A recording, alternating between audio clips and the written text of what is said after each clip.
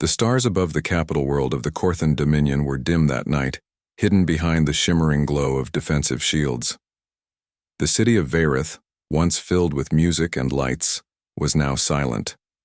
Markets were closed, plazas were empty, and the people walked with their heads low, afraid of what tomorrow might bring.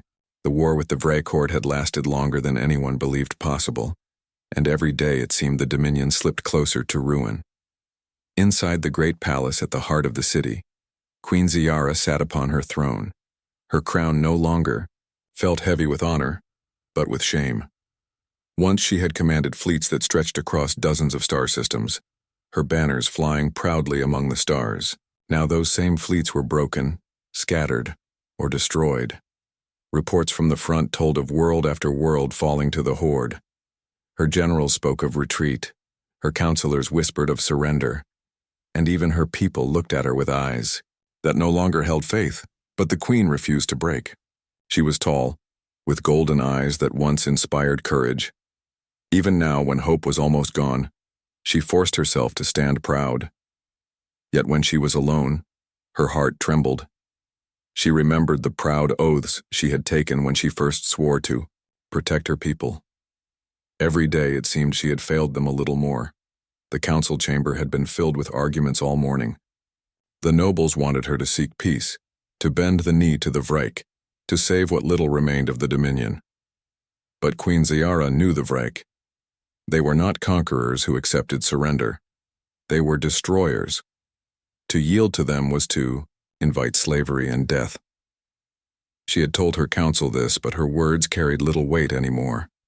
When the council session ended, she was left in silence, her thoughts heavy. From her throne, she looked at the great glass windows that showed the sky. She wondered if this would be the last month her world would remain free. Then a thought came to her. Perhaps her people had grown too used to seeing their leaders argue behind closed doors. Perhaps they needed more than orders from the palace. Perhaps they needed to hear her voice again, not as a ruler above them, but as one of them. So she sent out a call. Messengers ran through the city, and great bells rang, summoning the people to the central plaza that spread wide beneath the palace steps. It was a place of old tradition, where rulers of the Dominion had spoken in times of triumph and times of despair. Now, Queen Ziara would speak again. By evening, the plaza was filled. Thousands of Korthans gathered, their faces weary and tired. They had come not with cheers but with silence. Many looked up at the palace steps with suspicion. Some had lost sons and daughters to the war. Others had lost homes, jobs, or hope. What could their queen say now that would matter? Queen Ziara stepped out into the cool night air. She wore no armor, no crown, only a simple robe of dark blue. She wanted her people to see her not as a distant figure, but as one of them. As she raised her hand for silence, the crowd stilled even further. "My people," she began, her voice carrying across the plaza, "I stand before you not to speak of victory that has not yet come. I stand before you to speak of truth. The war has not gone as we wished. Our fleets are broken, our armies are tired, and the enemy presses us harder with each passing day. I will not lie to you. These are dark times." The crowd stirred uneasily. Many lowered their eyes. "But hear me," she continued. "Dark times are not the end. We are Korthans. Our history is filled with struggle. We have risen from ruins before, and we will rise again. The Vrake Horde seeks to crush us, to erase us, but they will not succeed. Not as long as we still stand together." Her words were strong, but the faces in the crowd did not brighten. Some listened with faint interest, but most remained as they were, silent, heavy with doubt. The queen's golden eyes scanned them, and her heart sank. She realized then that speeches alone would not lift them. They had heard too many promises, they had lost too much. And then, from somewhere within the crowd, a voice rang out. "That's not enough." The words were simple, but they cut through, the silence like a blade. Heads turned toward the speaker. He stood not at the front, but somewhere near the middle, where ordinary workers and travelers gathered. He was not a Korthan. His features were strange, his build smaller, his skin pale. Many stared in confusion. A human. One of the off-world laborers who had come to the Dominion years ago working in shipyards and repair stations. The Queen's eyes found him. For a moment she felt surprise. Few humans lived in the Dominion and fewer still dared to speak in such a gathering. The man raised his voice again, strong and clear. Words are not enough. You tell them we can rise again, but they don't. Believe it. They don't remember what it means to fight when all seems lost. I do. The crowd murmured, some in irritation, others in curiosity. The Queen lifted her hand for silence once more. And who are you, stranger, to speak so boldly before my people? The man stepped forward slowly, pushing through the crowd until he stood where all could see. He was dressed plainly, his clothes marked with oil and dust, yet his eyes burned with a quiet fire. My name is Daniel, he said. I am not of your people. I was born far from here, on a small world called Earth. But I have listened to your stories, and I have seen your courage. I cannot stand by while despair takes you. The Queen tilted her head. And what would you say, Daniel of Earth? Daniel looked at the people around him. Their eyes were tired, their shoulders bent. He raised his voice not with the practiced tone of a ruler, but with the raw edge of a man who believed every word. On my world, we have faced enemies too strong for us. We have been conquered, starved, beaten, and broken. But each time, we rose again. Do you know why? Because humans do not stop when hope is gone. We fight. We fight when we are weak, when we are wounded, when we are outnumbered. We fight because to give up is to die. And I tell you this, if you still breathe, if you still stand here, then you are not beaten. Not yet. The plaza fell into silence. The people stared at him, their faces caught between disbelief and wonder. No one had spoken to them like this before. Not a noble, not a general, not even their queen. Daniel continued, his voice rising. The Vryak think you are finished. They think you will kneel. Prove them wrong. Show them that even in your darkest hour you will not bow. If you believe your queen, then stand with her. If you believe me, then fight with me. But do not let despair decide your fate. Not tonight. Not ever. For a moment no one moved. Then slowly, a single Korthan soldier raised his fist. Then another, and another. The silence began to break. A murmur spread through the crowd, growing louder until voices rose in unison. The Queen felt her heart lift. For the first time in many weeks she saw light in her people's eyes. She looked at the human, standing tall in the middle of her people, and she understood. His words carried the weight of someone who had lived what he spoke. He had given them something no counselor, no general, not even she herself had been able to give. He had given them belief. The Queen raised her voice once more, stronger now. Then let us stand together. Let us fight together. We are not finished, and we will never be finished. The plaza roared with approval. The sound shook the air, echoing through the city. For the first time in months, the people shouted with hope, and at the center of it all stood a human mechanic who had simply refused to stay silent. The Queen's eyes lingered on him. She did not yet know how, but in her heart she felt that this man, this Daniel of Earth, would change everything. The plaza remained alive with voices long after the Queen had spoken her last words. The sound of thousands of Korthans cheering echoed against the great palace walls, and for the first time in months, the capital city felt alive again. Yet, as the people slowly began to leave, many whispering with renewed hope, Queen Zayara's golden eyes remained fixed on the strange figure who had stirred them.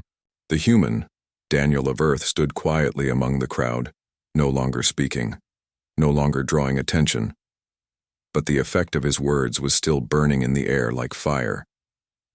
When the Queen finally withdrew to her chambers, she could not shake his image from her mind. She had ruled her people for years, fought through wars, faced mighty enemies, and yet tonight a single outsider had done what she could not. His words had carried no promises of easy victory, no polished language. They had been raw, simple, and true. That truth had reached her people's hearts in a way her own voice had failed to do. The next morning when the council gathered, the Queen surprised them all. I have decided to summon the human who spoke yesterday, she said. He will join us in our council. The chamber erupted into noise. Some nobles laughed openly, others shouted in anger. The generals scowled, their heavy armor creaking as they shifted. Your Majesty, one of the eldest counselors said sharply. You cannot be serious. He is an outsider, a laborer, a man of no rank, no title, no bloodline. To invite him here is an insult to every one of us. The Queen met his glare without flinching. And yet, when all of you failed to inspire the people, he succeeded. Tell me, counselor, was it not you who claimed yesterday that our people had lost all spirit? Then perhaps you should be silent, for it was not your words that roused them. The counselor fell quiet, though his eyes burned with resentment. Others whispered among themselves, some amused, some unsettled. General Vorik, a veteran of the wars, slammed a clawed fist onto the table. Majesty, with respect, speeches do not win wars. Whatever courage this human stirred will fade when the enemy's fleets arrive. What good is his talk in the face of plasma fire and steel? The Queen leaned forward, her voice calm but firm. Perhaps none. Or perhaps his eyes, not clouded by our ways, can see what you do not. He will sit with us whether you like it or not. And so it was decided. That evening, guards were sent to find Daniel. They found him not in some inn or home of comfort, but in the city's repair yards where he was working as he always did, his hands stained with oil, his clothes worn from long labor. When the guards told him the Queen herself had summoned him, Daniel stared at them in shock. I'm just a mechanic, he said quietly. What would a queen want with me? But when they insisted, he wiped his hands on his shirt, straightened his back, and followed them. The council chamber was a vast room of marble and steel, its ceiling high and arched, decorated with banners of past victories. Tonight, however, those banners felt like ghosts, reminders of glories long gone. Daniel entered slowly, feeling every eye on him. He was smaller than the towering Corthans, and his plain clothes made him stand out even more. Yet he did not bow, his head. He walked to the center of the chamber and stood silently, waiting. Queen Ziara rose from her seat and addressed him. Daniel of Earth, you spoke boldly before my people. You gave them courage where none remained. For that I thank you. But words alone cannot save us. Today you will hear what my council speaks of.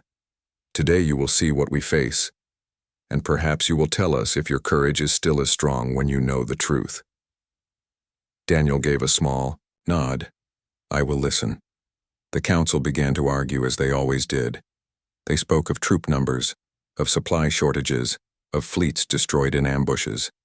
They argued over strategies, but most of their talk circled back to retreat, surrender, or stalling until the enemy's hunger turned elsewhere. Daniel listened quietly, his eyes shifting from one speaker to the next. Finally, Queen Ziara turned to him. You have heard them. Tell me, what do you see? Daniel looked at the long table, the maps, the glowing lines of enemy movements projected into the air. Then he looked at the council itself. I see fear, he said simply. The chamber fell silent. Many counselors bristled, their pride wounded. General Vorik snarled, You dare! But the Queen raised her hand, silencing him. Go on. Daniel took a breath. Where I come from, we have faced enemies just as strong, and every time, there were those who said it was hopeless, that surrender was the only choice. But surrender is just another word for death. I don't see generals planning to fight. I see men and women trying to save their pride by saying they tried. You're preparing to lose, not to win. The words struck deep. The counselors shifted uncomfortably, but none could deny the sting of truth. Queen Ziara's golden eyes shone as she leaned forward. Then tell us, Daniel of Earth, how would you fight? Daniel hesitated. He was no trained general, no seasoned commander. But he had spent his life studying history, fixing machines and seeing how things broke down under stress. His mind thought differently from theirs, not bound by the rigid traditions of Corthan war. You fight them where they don't expect it, he said slowly. You stop trying to match them fleet for fleet. You stop letting them choose where. The war is fought. You make them bleed for every step they take until their numbers mean nothing. You strike fast, vanish, and strike again. You turn their size into their weakness. The generals muttered angrily, calling it dishonorable, cowardly, impossible. But the queen listened carefully, her expression unreadable. "Tell me," she said softly, "do humans fight this way?" Daniel met her gaze. "Sometimes. When the enemy is stronger, we fight with everything else we have.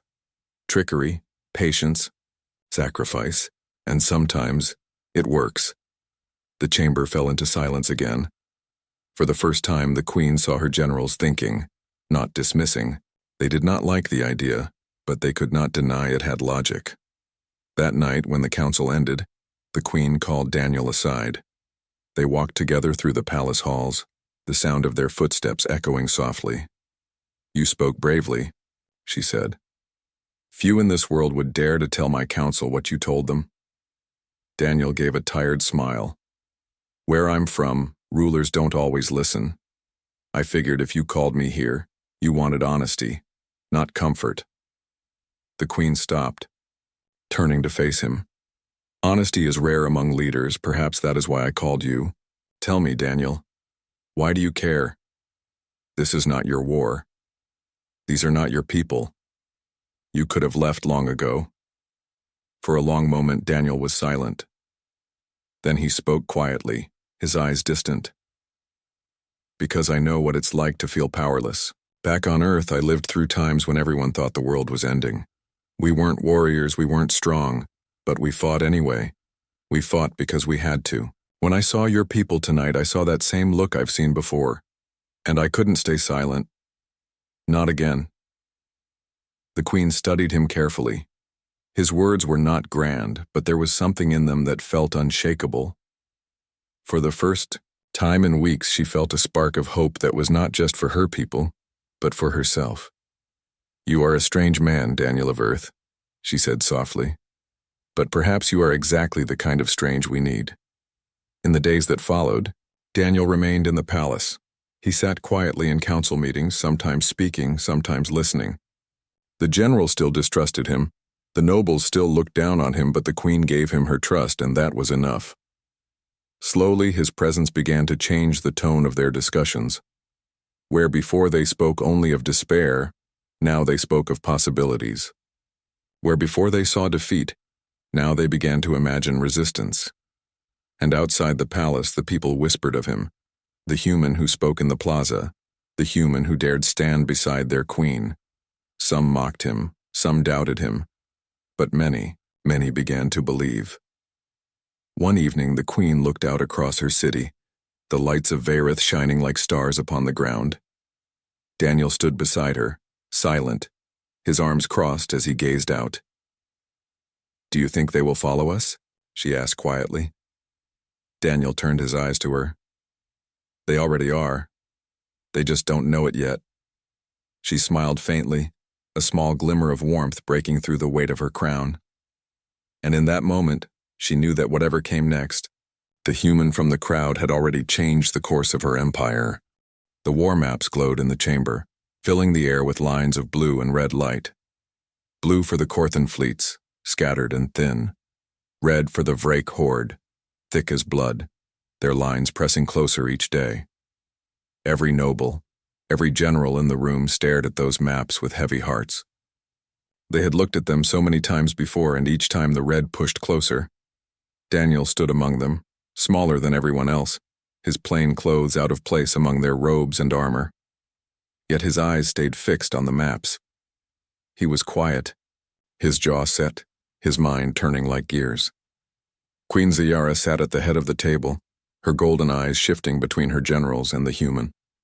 She could sense something in him tonight, something sharper, heavier.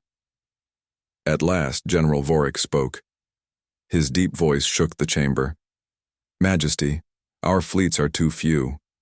Even if we combine all that remain, the Vrak outnumber us 10-1. Our defenses will not hold.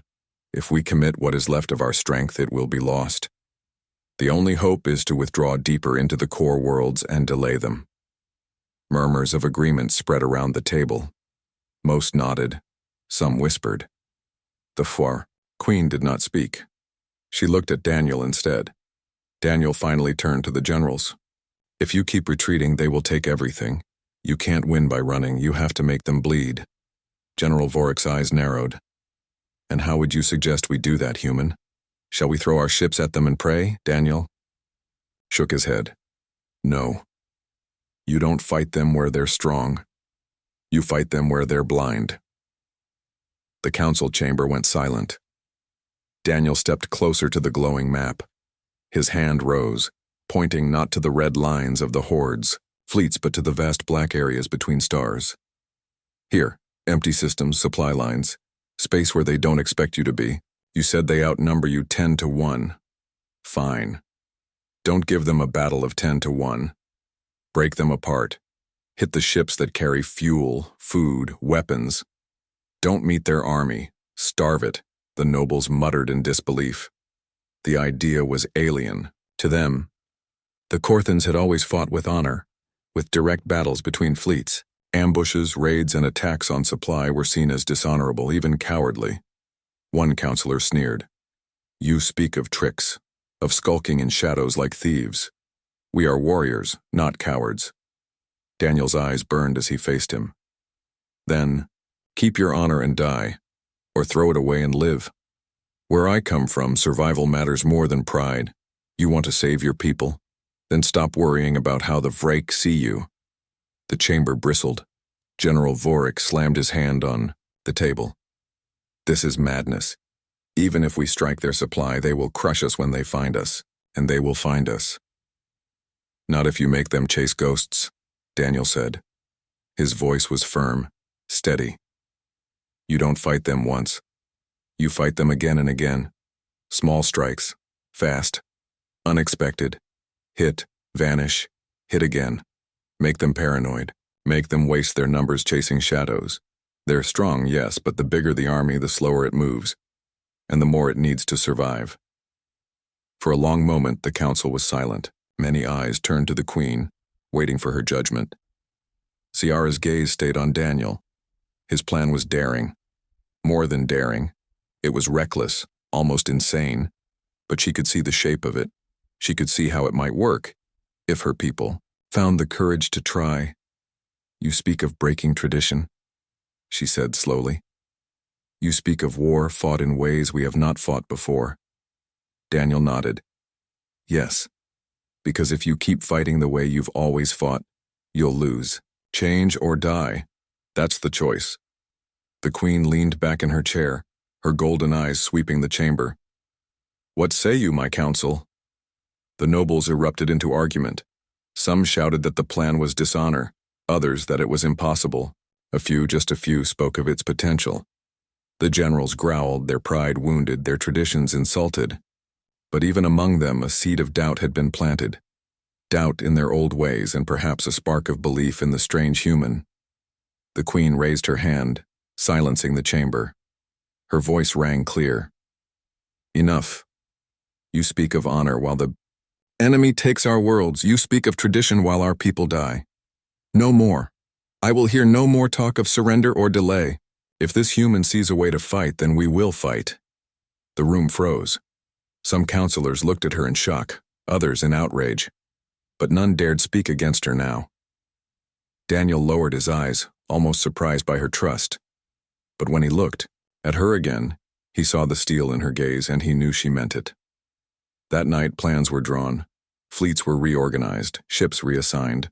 For the first time in months, preparations were made not for retreat, but for attack. Daniel worked tirelessly, explaining, drawing diagrams, showing how smaller ships could strike quickly and vanish. He taught them to think not like hunters chasing prey, but like prey that bites back in the dark. Some of the generals resisted, but others began to listen.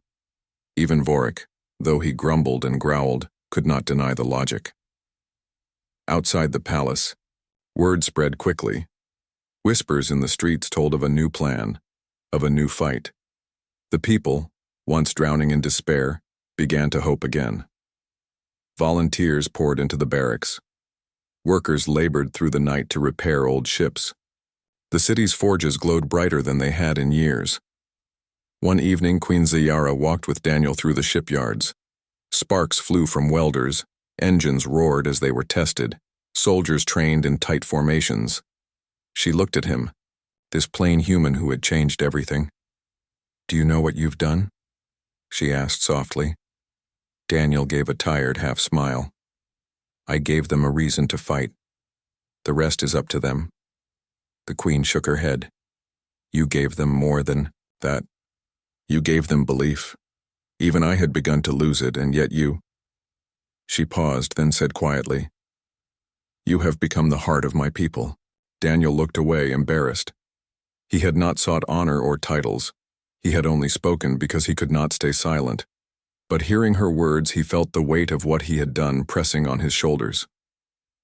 "Don't put me on a pedestal," he said. "I'm not a savior. I'm just a man who refuses to give up."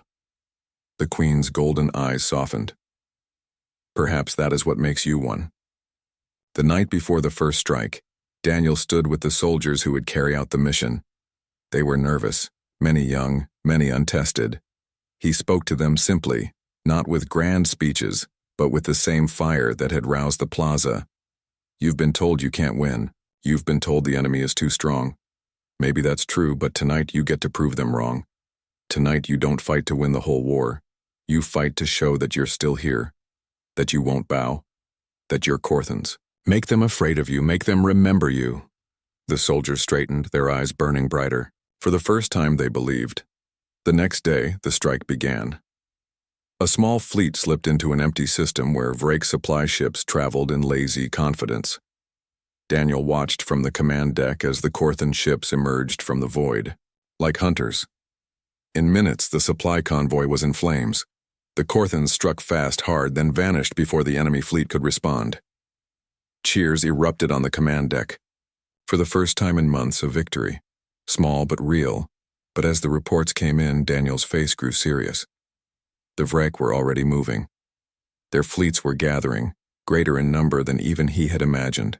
The plan had worked, but it had also drawn attention. The Queen turned to him, her voice steady but her eyes searching. "You were right. We can fight. But can we truly survive?" Daniel looked at the glowing red lines spreading across the stars. His jaw tightened. "We can, but it won't be easy. This is just the beginning." The war raged across the galaxy like a storm that refused to end. Entire planets had already burned, and fleets once thought invincible were scattered like broken glass in the void. The alien queen, proud ruler of her people, had fought with everything she had, but even her courage and strength were beginning to show cracks. The enemy, relentless and merciless, pressed harder with each passing day. Her throne was not safe, her people were not safe, and her empire was on the edge of ruin. And yet, in the middle of this despair, one unexpected figure stood by her side, a human, an outsider from a distant blue world. His name was Daniel, and though he came from a race the galaxy had once dismissed as insignificant, his mind and will had changed everything. He had risen from the crowd, stepped into a war that was not his, and now stood as the Queen's most trusted companion. Together, they had delivered victories that no one thought possible. They had tricked the enemy in battles, turned hopeless defenses into triumphs, and inspired soldiers who were moments away from giving up. Still, Daniel knew the hardest battles were yet to come. The enemy's leader, the warlord Zorath, had gathered a force so massive that it blotted out the stars where it passed. It was not just a fleet. It was a tide of destruction meant to erase the Queen's people from history. The Queen stood at the balcony of her war chamber, her eyes fixed on the stars where the enemy was gathering. Her armor gleamed faintly under the pale lights, but her face showed the weight of countless sleepless nights. Daniel walked beside her, his posture steady, though inside he felt the same fear that everyone else did. "They are coming," the Queen whispered. Her voice, usually filled with command, was softer now. "I can feel it. The final battle draws near. If we fall here, nothing will remain. Daniel did not look away from the stars. Then we won't fall. We'll fight until there's nothing left in us, and even then we'll stand. She turned her gaze toward him, studying the human who had become the center of so many hopes. You speak as if you are unbreakable. He gave a small smile. I'm human. We break all the time, but we don't stay broken. The Queen almost laughed, but it faded quickly. You carry words that ignite hearts, Daniel.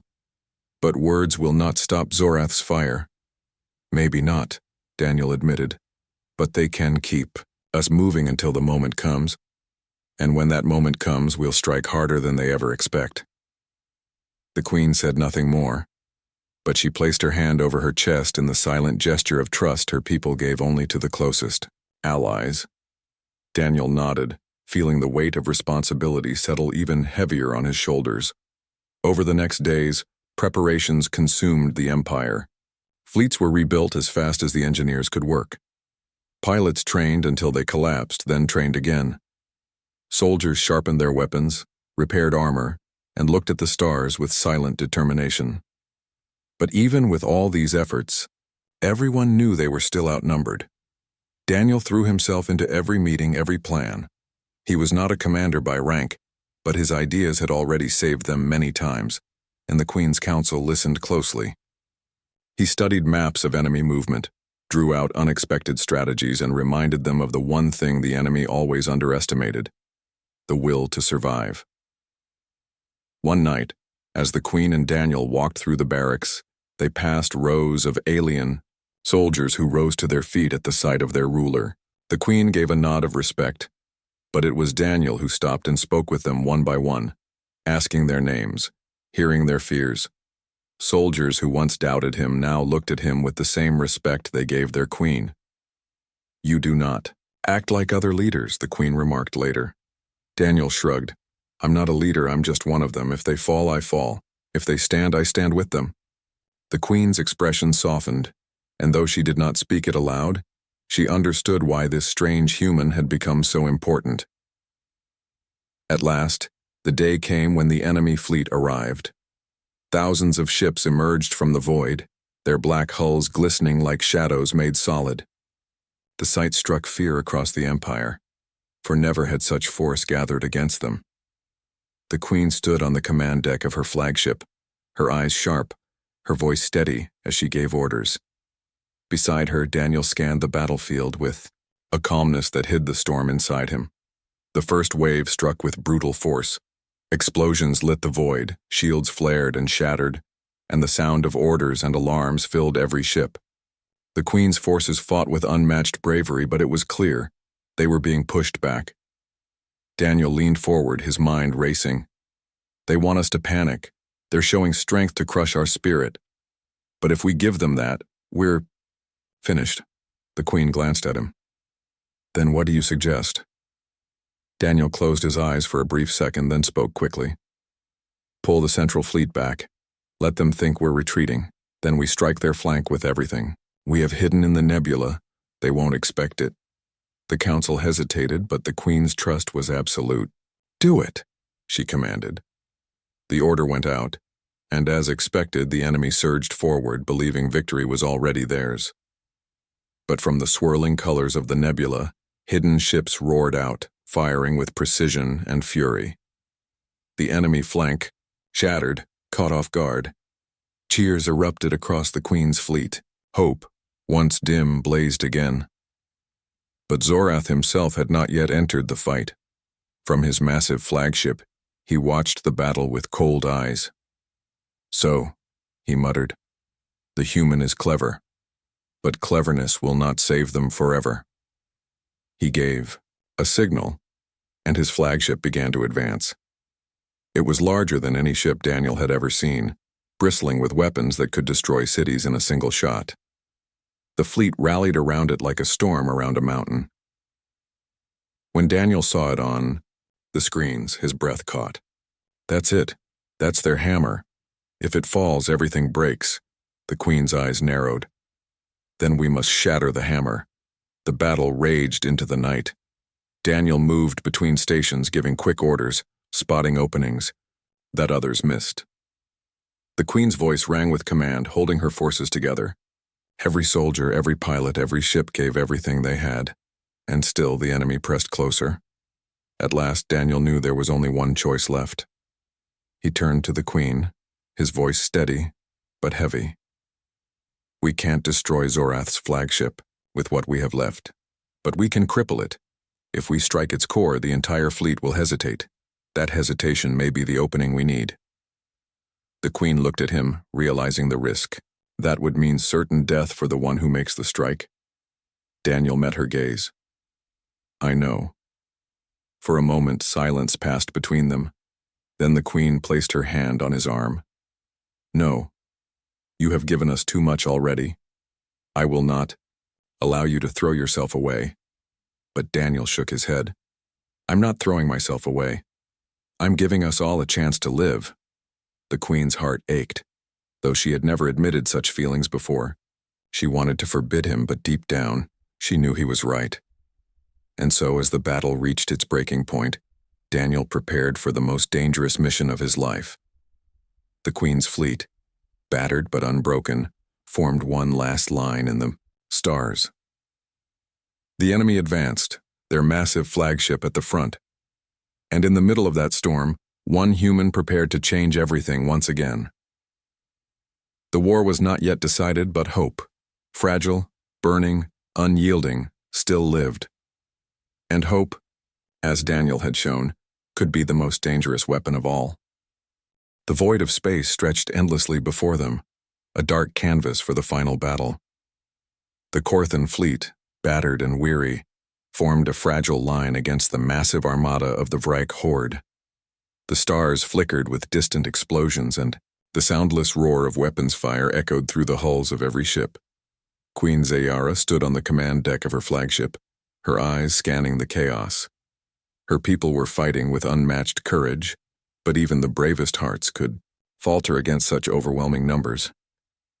Daniel stood beside her, calm in appearance, though his mind raced. He had prepared for this moment, planned for this final strike, but no plan was perfect. Every instinct told him that the fate of the Corthan Dominion, perhaps the galaxy itself, rested on what would happen in the next few minutes. "The flagship," he said quietly, pointing to the massive Vrike command ship at the center of the enemy fleet. "If we take it out, the rest will falter. If we fail, everything is lost." The Queen's gaze never wavered. "Then we must succeed, whatever it takes." Daniel took a deep breath and moved to the controls of a small strike vessel, one of the fastest in the fleet. Its engines hummed with energy, and the sleek craft gleamed despite the scratches and scars of previous battles. Around him, other pilots prepared similar runs, ready to follow his lead. "Remember," he said to them, his voice firm and steady, "we are not just striking a ship. We are showing every soldier, every world under our protection, that courage is stronger than fear. This is our moment. Fight smart, stay focused, and above all, survive if you can." The pilots nodded, gripping controls tightly, their expressions tense but determined. Daniel activated the engines, and the craft shot forward, leaving the safety of the main fleet behind. Stars blurred past as he navigated through debris and enemy fire. Every second counted, and every second brought them closer to the heart of the Vrike fleet. The enemy flagship loomed larger with every passing moment, its hull bristling with weapons, its surface crawling with defense drones. Daniel's sensors picked up waves of energy shields, attack drones, and automated turrets. This was no ordinary ship. It was a fortress, a moving mountain designed to crush anything in its path. The first wave of enemy fire struck as soon as Daniel's craft came within range. Energy beams scorched the void, and explosions lit the darkness. He weaved skillfully, dodging beams, narrowly avoiding the deadly drones that swarmed like metallic insects. His hands moved with precision, his mind calculating every angle, every trajectory, every weak point. "Focus on the core," he muttered to himself. "One strike, one chance." The flagship's main turret swung toward him, but Daniel was already moving, slipping between shields and fire. He had studied every pattern, every pause in the enemy defense, and he timed his approach with exacting precision. Meanwhile, Queen Zayara coordinated the rest of the fleet. Ships that had seemed battered and exhausted moved with renewed vigor, following the distractions Daniel's strike had created. Missiles fired, decoy drones activated, and the Vrike were forced to split their attention. The massive flagship had to defend against multiple angles at once, stretching its defenses thin. As Daniel drew closer, he activated the special charge designed to pierce the core of the flagship. The device hummed, a small but potent fusion of energy capable of cracking through the strongest shields. If it failed, the blast would destroy his craft instantly. "Steady," he whispered. "Steady." The gap closed. The Vrike flagship's energy shields flickered under the relentless assault from the Korthan fleet, but one final shield remained around its core. Daniel adjusted his angle, dodged a burst of fire, and pushed his vessel into the heart of the enemy ship's defenses. Time slowed. Every decision, every movement was magnified. He could see the energy field surrounding the core, pulsing like a heartbeat. One wrong move and everything would be lost. With a deep breath, he released the charge. The energy bolt shot forward, piercing the shield and striking the core. A brilliant explosion erupted inside the flagship, bright enough to be seen from the edges of the battlefield. The hull shook violently, alarms blaring throughout the ship. Daniel's craft shuddered from the blast, systems sparking, but he managed to veer away just in time. He could see the flagship begin to crumble, its weapons offline, its defenses shattered. The Vrike fleet hesitated, unsure of what had just happened. Queen Zayara's voice rang across the fleet, firm and commanding. "Now, strike, push forward." The Korthan ships surged, taking advantage of the enemy's confusion. Missiles tore through remaining vessels, fighters darted between larger ships, and the Vrike, stunned and leaderless, began to retreat. Every strike the Korthans delivered carried the weight of hope, determination, and the unbreakable spirit Daniel had inspired. Even as the battle raged, Daniel's craft skidded through debris, systems failing, shields down to critical levels. He could feel the strain of the mission, but he refused to give up. His hands moved over controls, his mind calculating every maneuver to survive long enough to see the victory. The flagship collapsed inward, its massive hull breaking apart. A chain reaction rippled through the surrounding Vrike ships, causing confusion and panic. The rest of the fleet, leaderless and disorganized, began to scatter into the void, some destroyed, some fleeing in defeat. Daniel exhaled sharply, feeling the first true relief in weeks. The battle was won. The Vrike horde, the unstoppable force that had crushed world after world, was broken, and it had happened because one human had stood up, refused to be silent, and dared to act when everyone else hesitated. As his damaged craft drifted back toward the Queen's flagship, Daniel was met with cheers across the fleet. Pilots and soldiers alike raised fists, saluted, and shouted his name. He had not only completed his mission, but had reminded every soldier in the Dominion what courage could accomplish. Queen Zayara awaited him on the command deck, her golden eyes shining with pride. She did not speak at first, letting the moment stretch. Then she stepped forward, placing her hand on his shoulder. "You have done more than anyone could have imagined," she said softly. "You have saved not only my people, but the very heart of our empire. You have reminded us all what it means to stand, to fight, and to believe." Daniel shook his head, exhausted but smiling faintly. "I only did what I could. The real victory belongs to everyone who kept standing, everyone who fought when they could have run." The Queen smiled, a rare warmth in her expression. "And yet, without you, none of it would have been possible. You were not of this people, and yet you became their heart when they needed it most." In the days that followed, the Dominion rebuilt. Worlds that had fallen were reclaimed, ships were repaired, and soldiers returned home, celebrated as heroes. The story of the human who had risen from the crowd spread across the stars.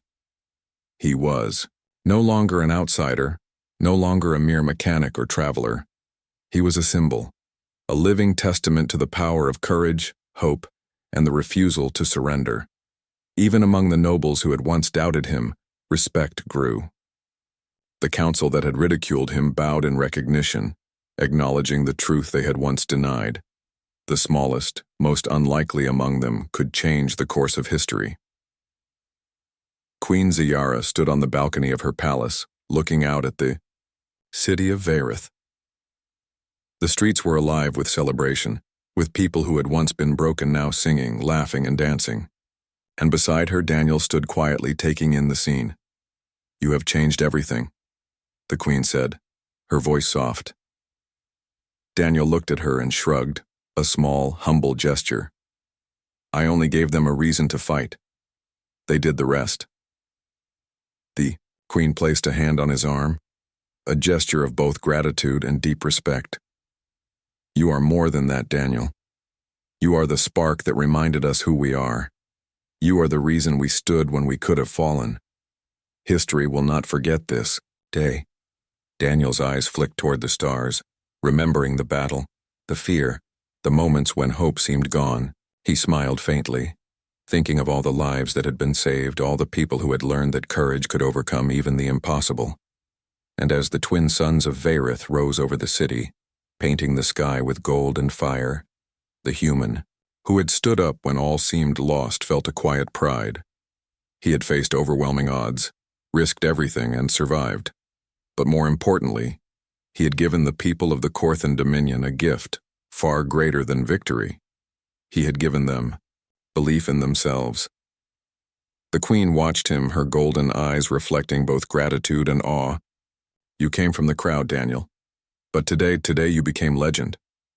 Daniel looked at her, his voice low but steady. "I did not become legend. We did. Together." And so the Korthan Dominion was saved, not by fleets or weapons alone, but by courage, determination, and the heart of a human who refused to be silent. The galaxy remembered that day, and the story of the human from the crowd spread to every corner of the stars. No one would forget how one person's will could change everything, and in that truth hope lived on.